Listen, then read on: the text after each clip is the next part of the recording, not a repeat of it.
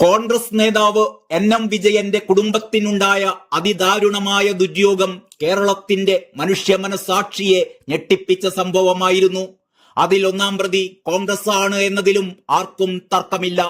പക്ഷേ CPM നേതാക്കന്മാർ ആ മൃതദേഹങ്ങൾ കൊത്തിവലിക്കുന്ന ദൃശ്യം കാണുമ്പോൾ ആ പാർട്ടിയിൽ മനുഷ്യത്വമുള്ള ആരുമില്ലേ എന്ന് ചോദിക്കുകയാണ് പ്രമുഖ മാധ്യമ പ്രവർത്തകൻ ജി ശക്തിധരൻ ഫേസ്ബുക്ക് കുറിപ്പിലൂടെ. നമ്മൾ എൻ വിജയന്റെ രോദനം മാത്രം കേട്ടാൽ പോരാ, ചാത്തുണ്ണി മാസ്റ്ററുടെയും CKP പത്മനാഭന്റെയും മറ്റും രോദനങ്ങളും കൂടി കേൾക്കണം.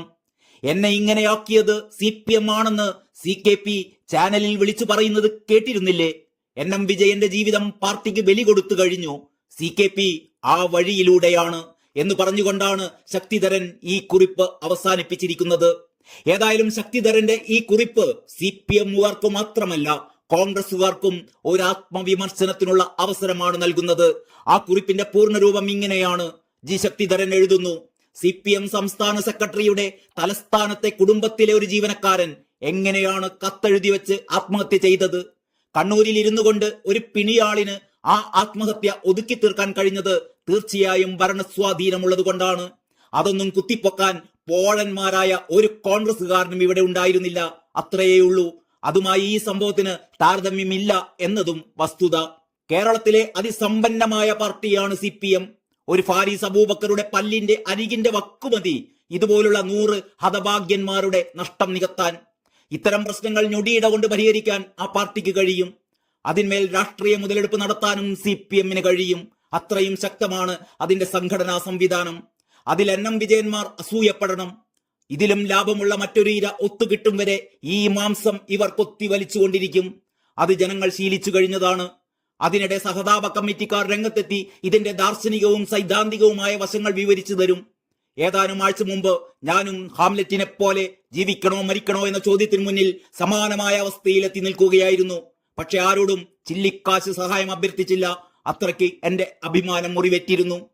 ഞങ്ങളുടെ പ്രസിദ്ധീകരണവുമായി ബന്ധപ്പെട്ട ലഘുവായ കടബാധ്യതയുമായി ബന്ധപ്പെട്ട് ഒരു നേതാവ് എത്ര കഠിന ഹൃദയനാണ് എന്ന് അന്ന് ഞാൻ തിരിച്ചറിഞ്ഞു. വളരെ വളരെ ചെറിയ കടബാധ്യതയുടെ പേരിൽ എനിക്ക് വഴിമുട്ടി. അദ്ദേഹത്തിന്റെ മനസ്സിൽ ആർദ്രത ഉണ്ടാകണേ എന്ന് വീണ്ടും വീണ്ടും പ്രാർത്ഥിച്ചു. ഈ സംഭവം കേട്ടപ്പോൾ അദ്ദേഹത്തെ ഏതോ അദൃശ്യ ശക്തി വീണ്ടും പരീക്ഷിക്കുകയാണോ എന്ന് തോന്നിപ്പോയി. ഇത് കേട്ടവർ എന്നോട് അങ്ങനെ ചെയ്യരുതായിരുന്നല്ലോ എന്ന് പരിതപിച്ചതായാണ് അറിഞ്ഞത്. അവസാനം ഇക്കാര്യം ശ്രദ്ധയിൽപ്പെട്ട ഒരു നേതാവ് അതിശക്തമായി ഇടപെട്ടാണത്രേ തെറ്റുതിരുത്തിയത്. എന്റെ ജീവിതത്തിൽ അദ്ദേഹത്തെ ഒരിക്കൽ ഏതാനും മിനിറ്റ് മാത്രമേ കണ്ടിട്ടുള്ളൂ, അതും ഇതുമായി ബന്ധപ്പെട്ടുമല്ല. അങ്ങനെ ഒരാൾ ഉണ്ടായിരുന്നെങ്കിൽ എൻ വിജയന് ഇത്തരത്തിലൊരു ദുര്യോഗം ഉണ്ടാകുമായിരുന്നു. എനിക്കിപ്പോഴും മനസ്സിലാകാത്തത് എന്തുകൊണ്ടാണ് ഇതേ കോൺഗ്രസ് നേതൃത്വത്തിന്റെ അപജയത്തെ താത്വിക വിശകലനം ചെയ്ത് കേമത്ത് നടിക്കുന്നവർ ഇതേ അവസ്ഥക്കരികിൽ കൂടി ഞാൻ 2 ആഴ്ച സഞ്ചരിച്ചപ്പോൾ അത് കാണാതെ പോയത് എന്നാണ്. കാണാനാകാത്ത ഇരുട്ടായിരുന്നു ഈ ഭൂമി മുഴുവൻ.